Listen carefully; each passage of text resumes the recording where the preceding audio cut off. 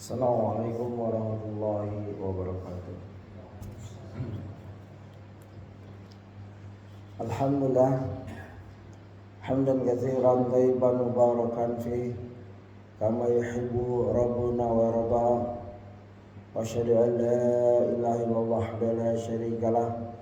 Wa asyhadu anna Muhammadan abduhu wa rasuluh. Ya ayyuhalladzina amanu taqullaha haqqa tuqatih wa la tamutunna illa wa antum muslimun. Jamaah Masjid Al-Balad yang saya muliakan, rahimani wa rahimakumullah. Insyaallah kita lanjutkan kajian kita yang ke-12 ya. Silahkan dicek nanti. Yang di tempat ini sudah yang ketiga insyaallah.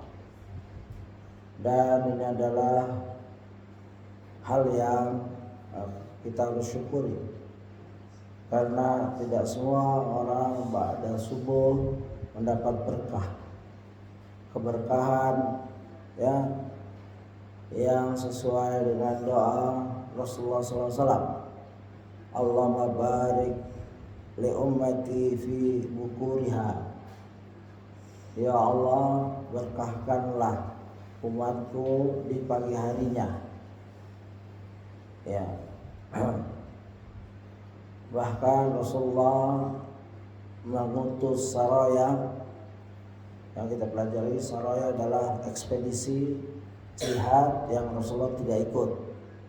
Wa kana idza ba'asa sarayatan aw jaishan ba'athahum min awalin nahar.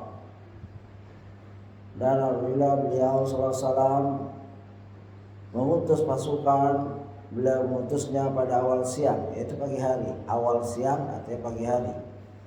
Ya, bukur itu pagi hari.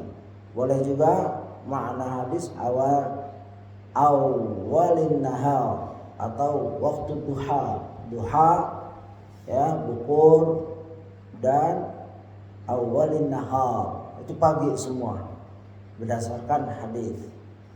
Kalau duha ya, pada saat ad-duha itu pada saat anak-anak onta mulai kepanasan, itulah sholat kita, sholat duha ya, mulai kepanasan begitu.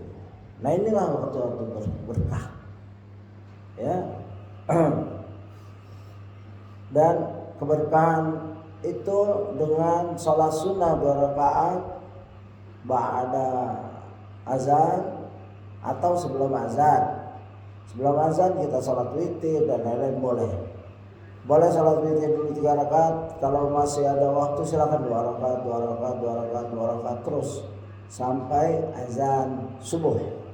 Begitu sholat subuh, azan subuh, kita sholat 2 rakaat. Rakataini qabla al-fajr khairun minad dunya wa ma fiha. 2 rakaat qabla al-fajr, sebelum fajar, lebih baik daripada dunia dan isinya. Di dalamnya itu, dunia itu ada anak kita, ada istri kita, ada kita sendiri. Itu lebih baik dari itu. Ada harta orang kafir, ada harta orang munafik, ada harta orang mukmin. Ya, itu lebih baik 2 rakaat kita itu. Makanya dipertahankan. Bahkan Rasulullah jika terlalu sibuk datang sudah sholat subuh, beliau zikir langsung qada. Boleh sholat sunnah rakaat itu diqada ya, tapi jangan setiap hari, sekali-sekali boleh ya begitu. Ini riwayat dari Abu Dawud. Keberkahan itu ditambah lagi ya jika kita manfaatkannya setelah sholat pada rakaatain tadi, 2 rakaat sebelum subuh, datang ke masjid, sholat lagi 2 rakaat, boleh ya begitu. Tidak boleh 4 rakaat. Ada sahabat tabi'in atau sahabat sholat 2 rakaat subuh di masjid, dia sholat lagi ditarik, cukup 2 rakaat. Kalau mau di rumah 2 rakaat, di sini 2 rakaat. Tidak boleh di sini 4 rakaat. ditarik suruh duduk. Ya, begitu. Dan kita juga sangat berbahagia jika kita dapat mengikuti keberkahan itu dengan hal-hal lain. Ya. Seperti apa? Seperti talabul ilmi. Talabul ilmi itu bukan sunnah muakkadah. Ya, bukan sesempatnya, bukan. Talabul ilmi fariidatun ala kulli muslim. Nuntut ilmu adalah wajib bagi setiap muslim. Begitu hadis itu, kalau muslim berarti masuk muslimah. Jadi ya, ini kita kurang memahami hadis-hadis seperti ini. Ya. Apa? Ya karena kurangnya dibacakan kepada masyarakat dan kurangnya dijelaskan. Ya. Oleh sebab itu wajib bagi kita melestarikan istilah kebiasaan menuntut ilmu. Walau ayat, ya, walaupun satu ayat begitu. Dan ini hendaknya kita lestarikan, ya. Dan menuntut ilmu bukan untuk orang lain. Ya, sama sekali bukan untuk orang lain, tapi untuk diri sendiri. Ya. Karena apa? Betapa ruginya seorang setiap hari nggak pernah menghadiri, setiap hari dia tidak pernah ada di majelis ilmu. Padahal Rasulullah SAW bersabda, "Wa majtama'a qaumun fi baitin min buyutillah yatluna kitaballah wa yatadarasunahu bainahum illa nazalat alaihim sakinah." Ya, tidaklah suatu kaum yang berkumpul di suatu majelis atau rumah Allah, mereka membacakan kitabullah dan mempelajarinya, kecuali turun kepada mereka ketenangan. Ketenangan ini, sakinah ini bukan pada saat nikah saja. Sakinah, mawaddah, warahmah. Habis itu berantem, habis itu ribut, tidak. Habis itu gundah gulana seorang istri, seorang suami, apalagi udah punya anak, tambah parah lagi. Kalau orang ini tidak ada ilmu, keduanya suami istri tanpa ilmu menjalankan bahtera keluarga yang berat ini pasti gundah gulana. Tapi kalau dia datang ke majelis ilmu, bisa langsung duduk di masjid Allah, nggak harus di Masjidil Haram atau Masjidil Nabawi, masjid yang dekat kita, ya maka ya illa nazalat alaihim sakinah. Ya, lagi guna-gulana datang ke masjid, dapat satu ayat, dua ayat, dia akan dapat ketenangan. Wa ghasyiyatahum rahmah, dan akan dihujani, dicurahkan rahmat. Ya, rahmat itu menyelimuti mereka. Coba sakinah wa rahmah. Bukan pada saat kita nikah, setelah itu gak perlu didoakan lagi. Malaikat yang doakan ini, sesama kita mendoakan. Semoga di antara kita yang hadir mendapat sakinah dan diselimuti rahmat. Rahmat artinya jauh dari laknat, jauh dari bala. Menuntut ilmu satu hadis, dua hadis, satu Quran, satu ayat, dua ayat, sudah langsung mendapatkan ini dari Allah. Ya. Dan wahaffathumul malaikah, dan malaikat di sekeliling kita. Malaikat apa? Malaikat rahmat. Malaikat yang mendoakan dosa-dosa kita agar diampunkan, bala bencana dijauhkan, kesusahan diganti kesenangan, kesedihan diganti kegembiraan, kesulitan ekonomi diganti kemudahan. Betapa nilai menuntut ilmu itu, ya, belum nggak dijelaskan di sini tentang dia harus dapat satunya. Duduk saja, duduk mau dapat mau tidak, udah dapat ini, ya, majelis. Wa zakarahumullahu fi man 'inda wa man bataulihi amaluhu lam yusri' bihi nasabuhu. Dan Allah memuji mereka di hadapan makhluk yang ada di dekatnya. Coba Allah memuji, kita dipuji tetangga aja. Oh itu tetangga saya fulan bin fulan baik sekali. Oh anak itu soleh sekali, soleha sekali. Itu senang sekali. Ini yang puji yang menciptakan kita, yang menciptakan langit dan bumi. Setiap kita menuntut ilmu, ya dipuji oleh Allah di sekitar Allah, yaitu para malaikat. Ya, siapa yang di sekitar Allah? Malaikat muqarrabun. Siapa mereka? Pengusung arsy. Itu kalau mau diteliti, ya mau ditafsir, mau dijelaskan. Dan banyak lagi malaikat yang itu tidak tahu. Ya, begitu. Dan ini adalah kemuliaan yang kita dapatkan setiap kalau kita majelis di di majelis ilmu. Majelis ilmu yang benar, yang Quran, yang menjelaskan Quran dengan benar, syarahnya, tafsirnya, hadis dengan syarah yang benar. Terus asal para salaf soleh sebaik-baik manusia 300 tahun itu. Bukan ngarang-ngarang cerita hayal ya gitu. Nah inilah keutamaan orang-orang yang menuntut ilmu. Barang siapa yang kurang amalannya maka nasabnya tidak mengangkatnya. Orang-orang yang malas menuntut ilmu, menjauhi dari kitabullah wa sunnah Rasul, hatta dia anak Rasul, hatta ada darah Rasul, ya nggak akan manfaat. Ya ini, maka nasabnya tidak mengangkat, nggak akan dia tinggi. Kalau dia bodoh, bahkan tukang nipu umat manusia, hatta dia beneran ada darah Rasul, begitu. Islam ini adil. Hatta anak Nabi si Kanaan, kalau dia nggak ingat Rasulullah Nuh alaihissalam, dia tenggelam setenggelam-tenggelamnya, walaupun sudah naik gunung. Ya, jadi jangan membanggakan nasab.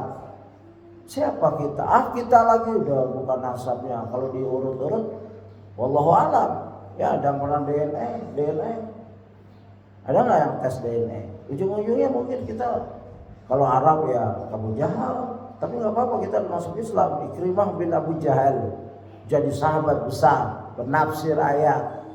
Jadi nasab jangan dibanggakan, ya.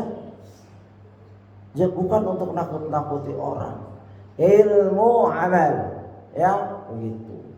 Nah pada pagi ini insya Allah kita lanjutkan kajian kita. Sudah sampai sifat akhlak Rasulullah yang kita baca ini bukan sekedar untuk lewat begitu saja. Walaupun judulnya yang Ustadz ya Dr. Firanda dalam bukunya Sirah Nabawiyah ini yang sudah ada di aplikasi Sirah Nabawiyah, belajar meraih cinta sejati kepada Sang Rasul Sallallahu Alaihi Wasallam. Kita sudah sampai halaman 38 yaitu tawadu. Mungkin di aplikasi tidak ada sifat selayang pandang akhlak Rasulullah, tidak ada. Ya, di sini ada, alhamdulillah. Sudah sampai tawadu. Kemarin saya di sekolahan bersama anak-anak kita, ya. Sudah sampai begitu tawadunya Rasulullah. Saya ulang sedikit. Ya, Nabi Muhammad SAW adalah orang yang sangat tawadu. Apa arti tawadu? Tawadu itu lawan katanya sombong. Beliau tuh rendah hati, nggak sombong, ya gitu maksudnya. Lihatlah jika beliau duduk bersama-sama para sahabat, maka tidak ada perbedaan antara beliau SAW dengan mereka. Rasul itu orangnya berbaur langsung, nggak mau dibeda-bedakan. Ya, ini nggak saya akan baca karena kita sudah sampai halaman 41, jadi video saya berlanjut. Silakan nanti lihat uploadan saya akan upload nih yang kemarin belum saya upload ya hari Jumat begitu. Saya kisahkan saja. Kalau duduk sama sampai utusan-utusan, misalkan ada utusan Romawi atau Arab ya sekitarnya nyari mana Muhammad mana begitu. Nggak ada perbedaan. Begitu tawaduknya beliau. Padahal beliau makhluk yang paling mulia, bangsa jin dan manusia tidak ada, dan bahkan malaikat tidak ada makhluk semulia-mulia beliau, duduk sama rata. Sehingga sahabat berpikir, ya Rasulullah, ada hadis di sini, saya nggak akan bacakan lagi, ya, di mana Rasulullah duduk, ya, hadis itu dari Abu Dzar dan Abu Hurairah dalam hadis riwayat Abu Daud 4698, An-Nasai 4009 dan sekian. Itu sahabat berinisiatif, ya Rasulullah, engkau sering dicari utusan dan lain-lain, orang ingin berjumpa kamu, tapi mereka harus mencari-cari mana Rasulullah. Akhirnya, bolehkah kami bikin tempat duduk yang lebih tinggi? Ya, itu mereka sahabat tuh izin, bukan main buat aja, izin. Padahal itu hal yang kelihatannya remeh. Tapi karena ini di hadapan Rasulullah, syariat masih turun, ayat masih turun, takut ditegur, ya dibiarkan. Dibikinlah tanah agak tinggi, jadi nggak level semua, agak tinggi tanah. Ya ingat betapa tawaduknya beliau. Beliau tidak minta dibikin, oh masa tanah, emas dong, numpuk gitu, sehingga sana ya ada emas-emas berlian. Itu raja dunia Firaun. Ya, raja-raja sampai sekarang itu kalau singgasananya tempat duduknya butiran-butiran emas. Bahkan ada kelewatan kalau berjalan dipandu, nggak nginjak tanah. Bahkan ada kelewatan kalau turun dari mobil, pembantunya harus berbaring agar dia nginjak. Lalu karpet merah. La haula wala quwata illa billah. Begitu Pak. Ya, ada yang tidak boleh tegak, harus ngesot, ya, nggak boleh ngebelakangin, datang ke depanin, mundur. Ini apa? Rasulullah nggak ngajarkan gitu. Inilah raja-raja dunia, pemimpin-pemimpin dunia, maunya dimuliakan, gulu, tak ada tawaduknya sama sekali. Senang banget kalau orang gemeteran, ya diajak ngomong. Ya inilah sifat Rasulullah SAW. Bahkan Rasulullah waktu hijrah, para sahabat yang menyambutnya di Madinah tidak tahu mana Rasul, mana Abu Bakar. Yang sudah melihat Rasulullah di Mekah tahu itu Rasulullah. Yang belum tahu itu tidak tahu siapa, yang mana ya Rasul. Sehingga mereka berteduh, sehingga Abu Bakar berinisiatif mengambil suatu, melindungi Rasulullah dari terik matahari. Barulah sahabat tahu. Para sahabat Ansar baru tahu, oh itu Rasulullah, karena dia yang dilindungi, yang dipayungi. Ya Abu Bakar malu itu. Ya kayak ustadz-ustadz, ya pernah ada ustadz-ustadz yang mungkin gak ada jenggotnya padahal dokter, ya dia pernah masih ceramah, ya yang dihormati supirnya, yang jenggotnya lebat gini. Akhirnya diterangkan, yang dipersilakan duduk dulu supirnya. Akhirnya, ya akhi, ustadznya ini yang gak mau jenggot, bukan gak mau jenggot, gak punya jenggot. Dan itu banyak terjadi, ya, yang mau jenggot lebat supir. Ya ikhwan, kita gak merendahkan. Artinya manusia begitu, tergiur dengan penampakan. Padahal Allah melalui Rasulnya bersabda, Innallaha la yanzuru ila suwarikum wala ila ajsamikum walakinna Allah yanzuru ila qulubikum wa amalikum. Sungguhnya Allah tidak melihat rupa kamu, bentuk jasad kamu, tapi Allah melihat hati kamu dan amal kamu. Hadis riwayat Muslim.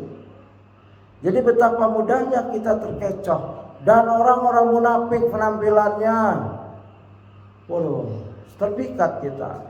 Bahasanya lembut, isinya bohong. Bahasanya mengayomi, isinya menggerogoti harta-harta umat. Itu bahasa, itu orang-orang munafik. Sangat perlu penampilan. Tapi Rasulullah sangat tawadhu. Ya, begitu. Kita lanjutkan. Dan Di sini Rasulullah bersabda, al-bazadzatu minal iman.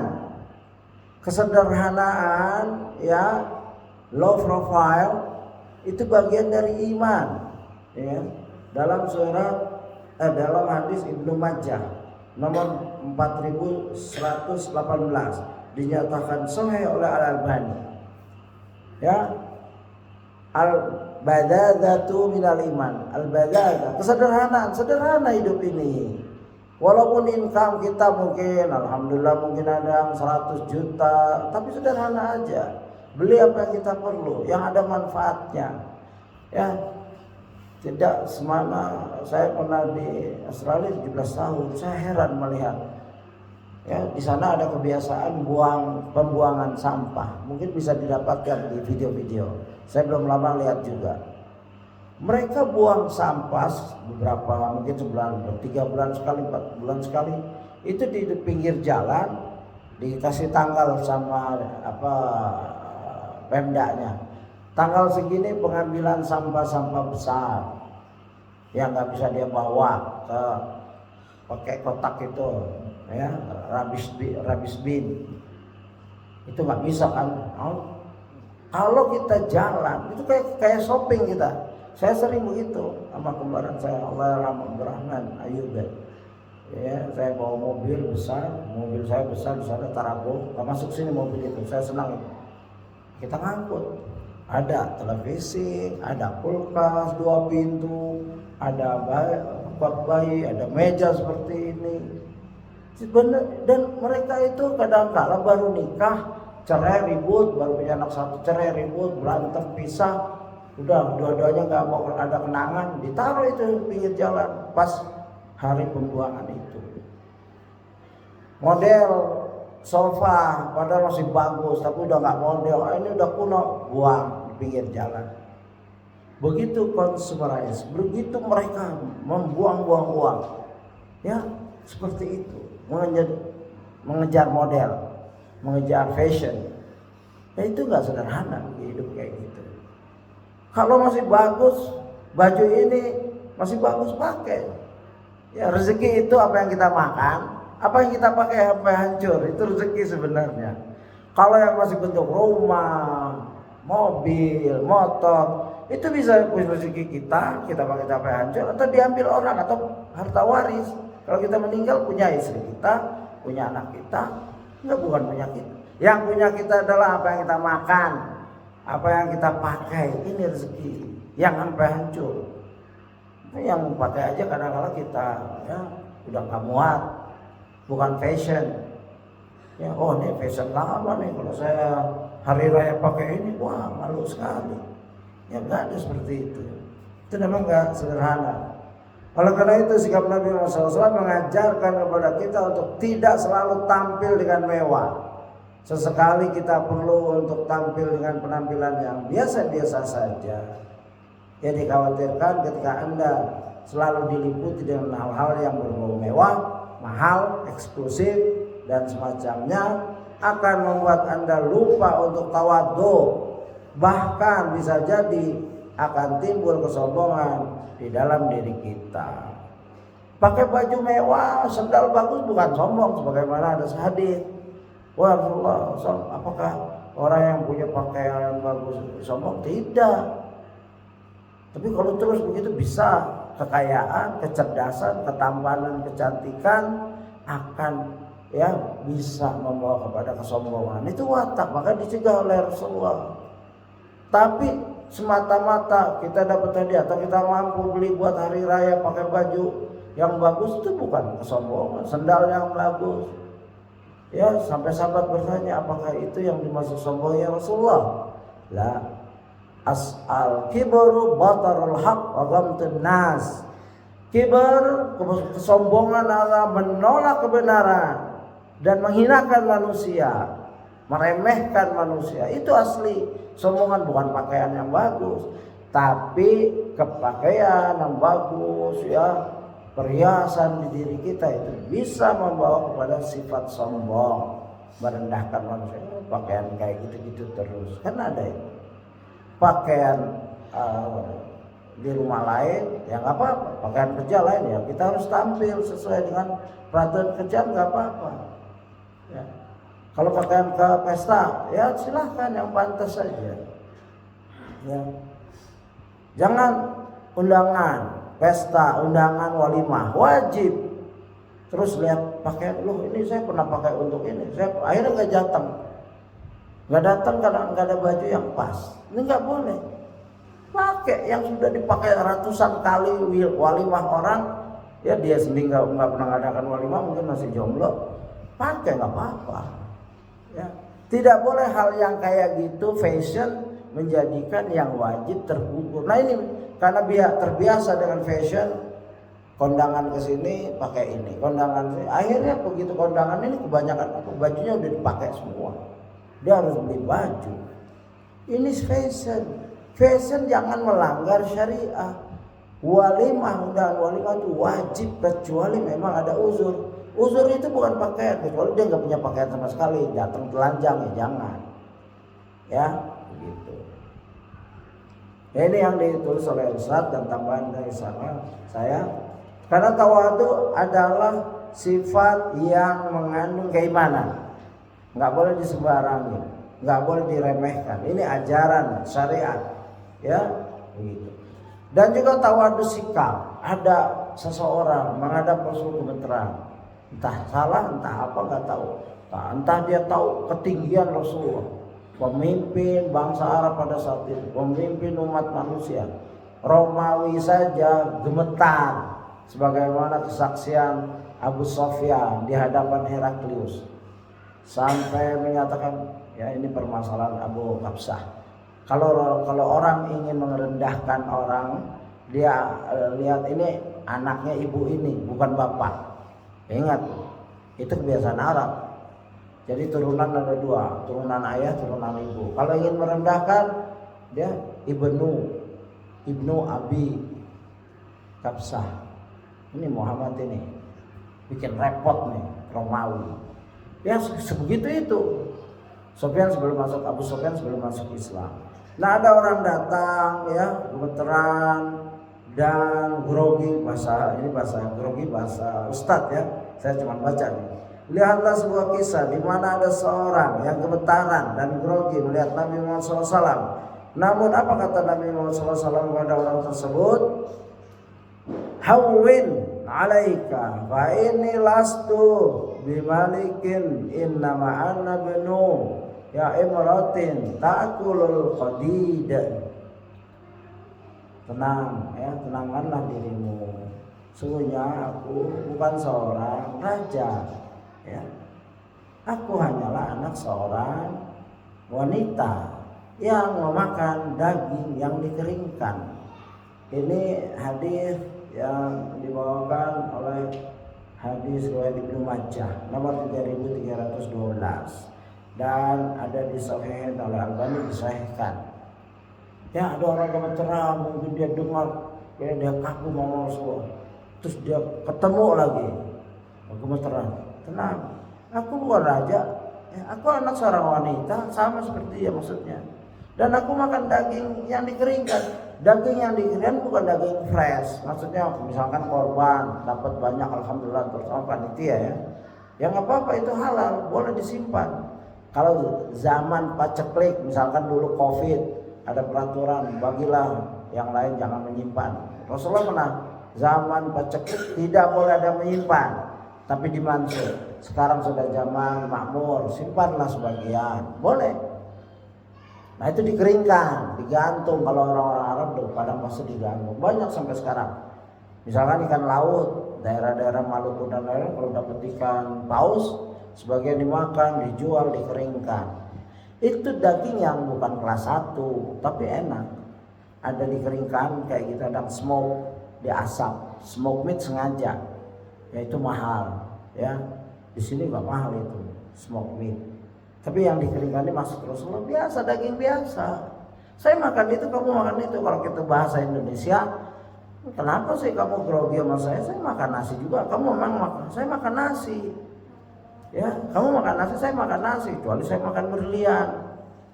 Ya, kerau-kerau berlian semua, 1 miliar satu hidangan. Baru kagum kita. Rasulullah bukan raja. Rasulullah mengatakan dirinya bukan raja. Sifat raja ingin dimuliakan. Pakaiannya beda, ada crown, ada apa? Mahkota.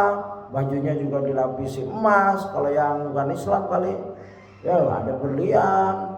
Cincinnya juga gede. Kalau nunjuk juga gini kan. Ya gelangnya juga pakai gelang, semua komplit, sepatunya aja. Bahkan ya raja-raja sekarang atau dulu itu kalau buang air ditampung, diselidiki, ya mengandung kuman yang membahayakan enggak, ada racun enggak. Bayangkan, Rasulullah enggak terdengar tuh Rasulullah apa kotorannya diselidiki. Raja-raja Cina itu diselidiki, oh sehat, bagus. Ya, itu pekerjaan yang mahal kali bayarnya ya kan. Ya itulah raja. Bahkan raja ucapannya jadi hukum. Seperti Genghis Khan, penguasa dunia. Rasulullah tidak begitu. Rasulullah orangnya humble. Ya, down to earth istilah bahasa Inggrisnya. Sangat low profile, sangat tawadu. Tidak diizinkan nama Rasulullah orang terlalu menghormatinya. Padahal boleh-boleh Rasul. Ya kalau Rasul ada di kita ini kita nggak bisa makan, nggak bisa minum. Kalau beliau lagi ngomong itu mereka nunduk seperti burung gagak ada di kepalanya. Kalau Rasulullah sedang ngomong menjelaskan suatu, sahabat itu nggak berani menatap, mereka nunduk dan tidak bergerak. Seperti ada burung gagak di kepala mereka begini. Yang berani datang itu Baduy. Ya, Baduy. Ya Rasulullah, begitu. Kapan kiamat? Begitu. Itu Baduy dimaafkan. Bahkan kencing di masjid pernah. Ya. Tapi Rasul mengatakan hawin 'alaika fa inni lastu bimalikin. Tenang kamu, tenang. Aku sama seperti kamu. Aku bukan raja. Ya, gitu. Lihatlah pula kisah Ibnu Mas'ud yang melihat Nabi Muhammad SAW tidur di atas tikar, kemudian membekas di tubuhnya. Ibnu Mas'ud ya radhiyallahu pun menyarankan agar dibuatkan tempat yang lebih nyaman untuk beliau. Maka Nabi Muhammad SAW mengatakan, coba dengarkan ini. Mali walid dunya, ma ana fid dunya illa karakib istadalla tahta sajaratin summa raha wa tarakaha. Ya. Padahal cuma mau dibikinin alas yang kan Rasulullah sering tidur di alas anyaman dari daun kurma. Kan kasar itu ya, kayak sekarang daun pisang, kelapa tidur. Sehingga berbekas itu, pipinya berbekas, punggungnya berbekas, pokoknya badannya membekas. Itu sahabat ngeliat sedih. Ini pemimpin dunia dan akhirat, bukan dunia saja. Seluruh dunia di bawah kakinya. Sebagaimana Heraklius, walaupun dia mati enggak Islam, tapi dia bilang kalau aku jumpa akan aku cuci kakinya. Ini Rasul, tapi tidur seperti itu. Ya, Ibnu Mas'ud ya menyarankan, ya Rasulullah kami akan siapkan kamu ya tempat tidur yang lebih nyaman, mungkin dari wool, dari bahan yang lebih lembut. Ya, apa kata Rasulullah? Apa urusanku dengan dunia? Coba. Tempat tidur aja dibilang dunia. Begitu Rasulullah menjauhi nikmat dunia, karena beliau sudah melihat surga dan neraka. Apa urusanku dengan dunia? Mali. Ya, mali itu apa? Mali walid dunia. Apa sih? Apa keperluanku? Ya. Coba kalau kita ditawarin gitu sama pegawai kita kah, ya. Langsung, oh ya, metersnya yang tebal segini ya. Gitu. Langsung ngasih deskripsi ya. Yang harganya segini ya, jangan di bawah ini, saya nggak mau tuh, gatal saya. Saya alergi dengan yang murah-murah. Tambahin begitu kalau kita, ya. Kalau Rasulullah tidak, ya kasur aja dilihat dibilang dunia. Kalau keadaan Rasulullah dibawa keadaan sekarang, makanan kita bermacam-macam, ya perkakas rumah tangga kita bermacam-macam, baju kita bermacam-macam. Mungkin para sahabat dan Rasulullah pingsan. Ya, ada kisah seorang Badui diajak ke Amerika, melihat negara Amerika yang begitu tertata, pingsan meninggal. Karena bersihnya dia cuma lihat padang pasir, kebesaran Allah, sederhana, kemah-kemah, kambing, lihat gedung Amerika tingkatnya, kaget, takbir, pingsan, mati. Ya, itu kisah wallahu a'lam bishawab. Tapi itulah, ya, apa urusanku dengan dunia? Aku di dunia tidak lain seperti musafir yang bernaung di bawah pohon, setelah itu pergi dan meninggalkannya. Ya, ini hadis hadis riwayat Tirmidzi 2377, dinyatakan sahih li ghairi oleh Al-Albani, sahih at-Targhib wa Tarhib. Jadi hadis ini kita pakai, kita jadikan pedoman hidup. Ya, mungkin kita kuat, nah, istri kita nggak kuat, kita kasih hadis ini, nasihati. Ya, aku jauh sekali dari Rasulullah. Baru ini sedikit kamu sudah minta belikan ini itu. Itu boleh, nggak apa-apa. Dengan ilmu, sekurang-kurang kita dapat, ya, ilmu, menyampaikan ilmu. Balighul anni walau ayat. Ya, balik jadi mubaligh, kita penyampai. Ya, bukan ustaz kibar dan bukan. Kalau untuk keluarga sekedarnya aja. Ya, apa yang kita dapat kita sampaikan agar bermanfaat untuk keluarga, ya, untuk keluarga kita terutama. Qu anfusakum wa ahlikum nar. Jaga dirimu dan keluargamu dari api neraka. Maka susupi dalam sebelum tidur atau lagi makan kisah-kisah Nabi, ya, begitu, agar dapat manfaat. Sungguh tawaduan luar biasa yang Nabi Muhammad ajarkan kepada kita. Kita ini telah melewati beberapa tahapan kehidupan dunia. Setelah itu kita akan masuk ke alam barzakh yang tidak kita ketahui berapa lama kita akan di sana. Coba bayangkan, Rasulullah menggambarkan dunia ini seperti musafir, ada pohon agak rindang, dia berhenti, ya, dia taruh mungkin kelelahannya, dia taruh beban yang di pundaknya, dia taruh, ya, dia cari apa yang bisa buat bantal.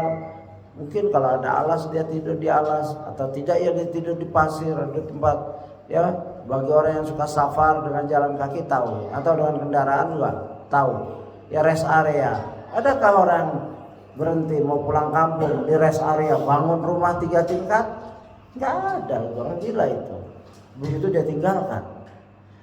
Namanya rest area, toilet juga ngantri, habis toilet dia selesai. Kalau perlu makan apa tuh mie apalah buat yang murah-murah, silakan. Habis itu jalan lagi. Ayo nak, jalan lagi, kita masih jauh nih, kampung kita masih jauh. Begitu seorang suami, begitu seorang kepala keluarga. Di rest area anaknya main sampai susah nyarinya. Target mau lebaran di sana, masa mau lebaran di rest area?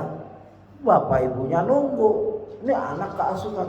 Ayah, rest areanya indah sekali. Di rumah kita nggak ada tempat main, nggak ada restoran. Di sini aja ya. Oh iya nak, iya ayah nurut. Istrinya juga gitu. Ayah, di rest area ini ada mall. Mallnya bagus-bagus bajunya. Kita sini aja, lupakan itu keluarga yang nunggu. Ada nggak ya kayak gitu? Nggak ada. Sejelek-jeleknya orang, ya, kecuali orang durhaka, kali keluarga durhaka. Bapak ibunya nangis-nangis, takbiran dan berduaan, siang nunggu tamu yang seharusnya ini anak saya, ini cucu saya. Enggak taunya keluarganya masih di rest area. Bukan karena macet, kalau macet uzur syar'i, sengaja di rest area. Ada orang kayak gini, saya belum pernah dengar, ya. Yang ada sakit, macet, mungkin ada hal lain, baru lambat. Ya, ibunya juga, ayahnya juga bahkan memaafkan. Nah, itulah dunia. Kok ada dunia ini orang, ya, seorang yang akil, yang berakal, yang berindah-indahan di sini, melupakan perjalanan dia yang masih jauh dalam barzakh. Begitu maksudnya Ustaz di sini. Ya, Setelah itu kita akan masuk ke alam barzah yang tidak kita ketahui berapa lama kita akan di sana. Lalu kita akan berpindah ke fase padang mahsyar dengan waktu yang begitu lama. Kemudian barulah kita akan masuk ke surga atau neraka. Naudzubillah. Hendaknya kita menyadari bahwasanya ya di dunia ini kita hanya sebentar. Kita harus mempersiapkan bekal ya akhirat kita. Jangan sampai waktu yang sebentar ini menjadikan kita merugi di akhirat kelak. Di mana itulah tempat yang akan kita tuju. Intinya ada banyak contoh-contoh dalam kehidupan Nabi Muhammad SAW yang menunjukkan bagaimana ketawaduan beliau. Lihatlah rumah beliau SAW yang kecil dan sempit. Saking sempitnya untuk sholat malam pun Nabi Muhammad SAW harus memegang kaki Aisyah radhiyallahu anha yang tidur di depannya agar ia melipat kakinya sehingga Nabi Muhammad SAW bisa sujud. Ya, tatkala itu rumah-rumah belum diterangi oleh lampu, ya, oleh lampu-lampu, sehingga Aisyah radhiyallahu anha baru sadar bahwa Nabi Muhammad SAW ingin sujud apabila kakinya telah disentuh oleh tangan Nabi Muhammad sallallahu alaihi wasallam. Lihat hadis riwayat Bukhari nomor 382 dan 513. Coba ya visual itu ke diri kita, dan ada contoh-contoh maket ya apa itu model rumah Rasulullah ada, walaupun wallahu alam kesohihannya. Kalau ini nggak perlu soheh karena tempat, sebagaimana kaidah dalam menulis sejarah, kami menerima hadis yang tidak terlalu dhaif, ya boleh dhaif asal jangan dhaif jiddan, hanya untuk menetapkan tempat, bentuk rumah, ya seperti itu, benda-benda, bukan akidah. Nah maka ini kalau jika ada maket-maket yang dari Saudi ya, kalau bisa jangan yang dari Saudi. Ya rumah Rasul yang sempit, tapi hadis menjelaskan sempitnya rumah Rasul. Kalau sujud Aisyah sedang tidur dan harus melipat, kakinya dilipat, mungkin sila gitu atau ditarik gitu ya begitu, atau begitu Allah alam, detailnya saya belum dapatkan. Baru Rasulullah bisa sujud. Kebayang nggak ya seorang pemimpin dunia dan akhirat sujud saja ya dia harus masih tahu istrinya. Dan ini juga ada hikmah bahwa istri ya, karena lelahnya kerja boleh tidak tahajud seperti kita, tapi sekurang-kurangnya witir. Dalam hadis lain setiap mau witir Rasulullah bangunin Aisyah ya, kumi bangun sholat. Tapi kalau mau ikut boleh ya, yang penting rajul. Umar radhiyallahu anhu baca sebagaimana di sifat salatun Nabi yang kita pelajari. Umar bacanya keras agar keluarganya, tetangga dengar. Ini waktunya tahajud, bukan waktunya tidur. Ya, begitu.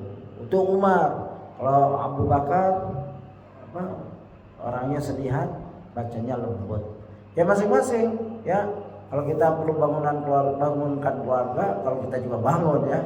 Kadang-kadang kita aja yang nggak bangun, ya keluarganya yang bangun. Tahu nggak apa-apa juga. Mungkin besok kerja ya overtime, mau pulang malam ya nggak apa-apa sekali begitu. Tapi usahakan sebelum tidur niat pasang beker. Kalau bablas udah dapat pahala, ya begitu orang mukmin mudah sekali nyari pahala. Ya Allah istriku aku ingin tahajud. Kalau lewat ya nggak apa-apa, udah dapat pahala itu. Ya. Lihatlah ini gambar. Lihatlah bagaimana dapur beliau sampai Aisyah radhiyallahu anha ya meriwayatkan bahwanya selama 2 bulan berturut-turut dapurnya tidak mengepulkan asap. Ketika ditanyakan apa yang mereka makan selama itu, Aisyah radhiyallahu anha menjawab bahwasanya mereka hanya makan kurma dan air. Ya ini hadis riwayat Bukhari 2567. Yang subhanallah ketawaduan yang luar biasa. Ya adapun kita rumah yang besar, kamar yang besar, selalu ada makanan, namun sayangnya kita jarang atau bahkan tidak pernah sholat malam. Semoga Allah Subhanahu wa taala mengampuni kelalaian kita ini. Ya, rezeki udah di sekitar kita, sholat malam hilang karena kekenyangan. Ya, pada Isya ya makan beda, dessertnya beda, openingnya beda, ya appetite-nya beda, akhirnya kekenyangan, bablas, sholat malam lewat, subuh lewat. Ya kalau sholat malam ya masih sunnah, kalau subuh lewat juga kelewatan lah. Ini orang Islam apa orang apa? Kalau masjid tidak dipenuhi oleh orang Islam, suruh orang Kristen bantu menuhin. Tidak boleh seperti itu. Ya, nanti Allah hukum orang-orang yang meninggalkan masjid. Ya, suatu saat masjid ini bisa dikuasai oleh orang-orang kafir. Ya, di suatu tempat di mana kalau ada pemuda sholat berjamaah, terutama subuh, berturut-turut seminggu di masjid itu ditangkap. Ini ekstremis, teroris ini. Begitu. Ada suatu daerah sampai sekarang. Ya, jika dia harus sholat pindah-pindah. Sholat hari ini di sini 2 hari, begitu 3 hari dia langsung pindah cari masjid lain. Kalau di situ terus intel bilang ini teroris, ini bahaya, ini ekstremis. Kita kan enggak ada begitu. Alhamdulillah negara ini alhamdulillah Allah jamin keamanan. Malah bersyukur. Syukurnya apa? Datangi masjid sholat. Ya begitu. Anas bin Malik radhiyallahu anhu mengisahkan bahwa suatu ketika Rasulullah SAW sedang bersama para sahabatnya, tiba-tiba datanglah seorang wanita menemui beliau SAW dan mengatakan bahwa dirinya memiliki keperluan dengan Rasulullah SAW. Rasulullah SAW pun berkata kepadanya dengan penuh kerendahan hati, ya ummi fulanin ijlisi fi ayyi nawahi as-sakaki, ya syi'ti ajlis ilaik. Wahai ummu fulan, pilihlah tempat manapun di gang-gang Madinah yang kau inginkan, karena sungguh aku akan mengikutimu. Hadis riwayat Ahmad 12.197, dinyatakan oleh Al-Arnaud sanad hadisnya sahih. Jadi ada orang punya hajat, punya keperluan, wanita, ya tidak dijelaskan di sini wanita tua apa muda, ya ingin mungkin konsultasi dan lain-lain. Ya Rasulullah lagi bersama sahabat-sahabat, ya cari gang ya yang mana kamu senang, aku akan ke situ. Ingat, kalau wanita jangan di kamar berdua, konsultasi di kamar berdua, gak ada itu. Salaman peluk-pelukan, itu bukan konsultasi, itu modus. Ya banyak ustadz-ustadz sekarang ini, orang lagi krisis perceraian langsung dikasih WA-nya, ya ukti kita jumpa di sini ya, di restoran. Awal di restoran, kedua nanti booking hotel. Akhirnya terjadilah perzinahan. Na'udzubillah min dzalik. Ini ustadz-ustadz kayak gini mulai banyak ngakunya ustadz, tapi kelakuannya lebih bejat daripada para maksiat. Kalau maksiat udah asli minum khamar, habis itu berzina. Kalau ini mengelabui manusia, dan banyak ini di zaman kita hidup ini. Hati-hati, hati-hati istri kita dijaga. Jangan konsultasi sama ustadz sembarangan. Banyak ustadz-ustadz, bukan banyak, ada ustadz-ustadz nyari kesempatan. Ya istri orang lagi guncah gulana, dia masuk ke situ, dia disuruh cerai aja, ukti cerai, ini suami kurang bagus ini. Begitu cerai, kawin sama ustadznya. Dan saya dapeti ini, ya hati-hati. Coba lihat Rasulullah, pilih tempat yang orang lain melihat. Di gang-gang, nggak ada di sini, di rumah, di kafe, nggak ada. Dulu ada tempat pertemuan manusia, pinggir-pinggir jalan ada, kopi dan lain-lain, majelis ada. Rasulullah tidak memilih itu. Ya cari, ya majelis, disebut ini ya ijlisi, ya, tempat manapun di gang-gang. Doktor Ustadz Firanda menjelaskan di sini gang-gang terjemahannya, ya, yang kamu suka, bukan yang kita suka. Kita ustadznya misalkan, atau kita yang dimintai nasihat, kita yang nentukan. Jangan kita yang nentukan, nanti dicari yang waduh aman asik. Ini bukan masalah itu, ini masalah konsultasi. Yang kamu senang, yang dia senang, dia merasa aman, tidak akan diganggu, ya, tidak akan dilecehkan waktu saat dia konsultasi, waktu saat dia ada keperluannya, hajatnya tersampaikan. Inilah Rasul, contoh yang mulia, yang semua sisi ada. Yang kayak kemarin saya tes lembaran ini, saya buka, pasti ada pelajaran buat kita ini, ya. Nah, ini penuh pelajaran. Ketawadun Rasulullah melayani seorang wanita yang ingin konsultasi. Mana ada raja bisa seperti ini untuk satu orang, ya, kecuali mungkin keluarganya, ya. Ini adalah raja dunia dan akhirat, tapi sifatnya itu agung, ya, nggak meremehkan wanita, justru menghormati dengan memberi tepat, memberi waktu, dan mencurahkan perhatian. Inilah pemimpin yang agung. Ya, perhatikan bagaimana Rasulullah SAW mengalah dan berusaha menyesuaikan diri dengan kemampuan si wanita tersebut. Beliau SAW tidak menentukan waktu atau tempat tertentu karena khawatir memberatkan si wanita. Padahal beliau SAW berhak untuk melakukannya. Haknya Rasul tidak dipakai di sini.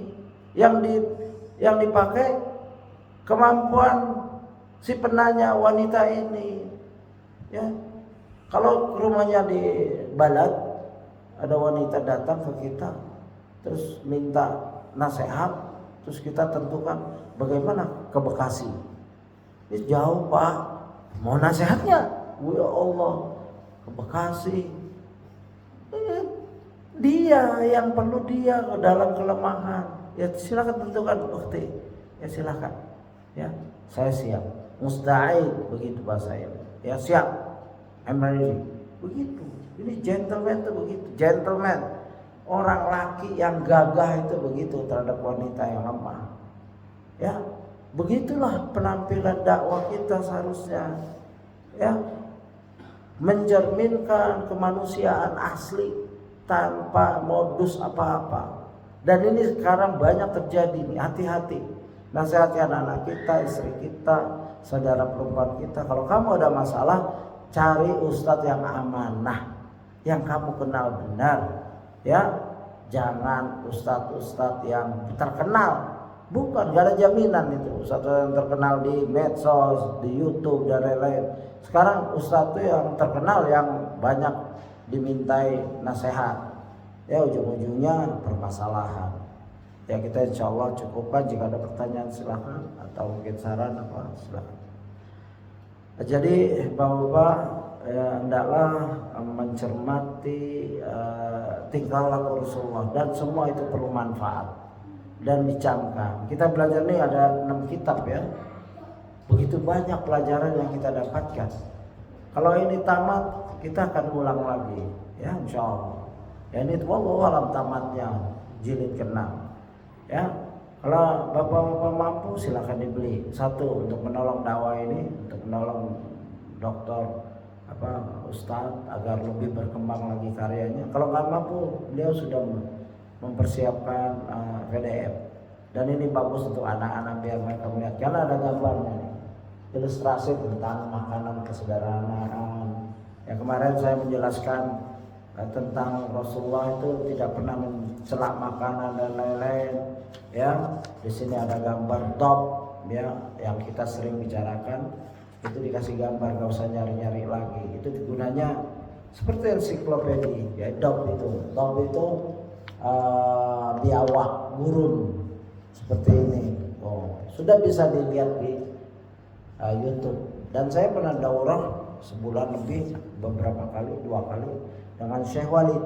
Jadi kalau ada hadis yang susah, beliau Google terus kasih tahu, ini nih yang disebut ini, ya, bahasa Arabnya ini gambarnya begitu. Jadi sekarang lebih mudah, ya. Misalkan waktu itu dia menjelaskan cendawan yang mahal, yang ada pada musim seperti hujan, itu pada nunggu, itu mahal sekali.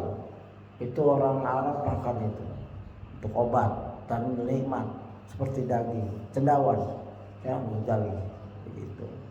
Demikian ya, semoga apa yang saya sampaikan ini bermanfaat untuk diri kita, keluarga saya, dan semuanya. Dan jika ada kesalahan dan saya itu dari syaitan dan saya. Dan tambahan yang tidak ada di buku ya silakan diambil atau dilupakan saja.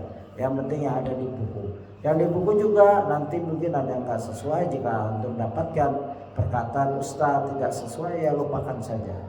Ya, semua kaul selain pemilik kubur ini kata Imam Malik boleh diambil, boleh dicampakkan ke tembok, kecuali pemilik kuburnya. Yaitu kecuali Al-Quran, hadis sahih, sahih li ghairi, sahih li zatihi, hasan li zatihi, hasan li ghairi. Begitu. Dhaif dipakai ini, bukan dhaif jidan. Ya, dhaif jidan, dhaif sekali tidak boleh dipakai. Atau maudhu, palsu, tidak boleh dipakai. Dan mereka alhamdulillah ya Ustaz cukup aman kita baca tanpa menyelidiki lagi. Ini memudahkan kita. Karena kalau tiap hadis kita cek lagi ke ke kitab rujukan, kitab-kitab induk, nggak sanggup, saya juga nggak sanggup. Tapi kita udah diizinkan membacakannya. Ya, alhamdulillah kita sudah sampai halaman 43. Demikian subhanakallahumma wa bihamdika asyhadu an la ilaha illa anta astaghfiruka wa atubu ilaik. Assalamualaikum warahmatullahi wabarakatuh.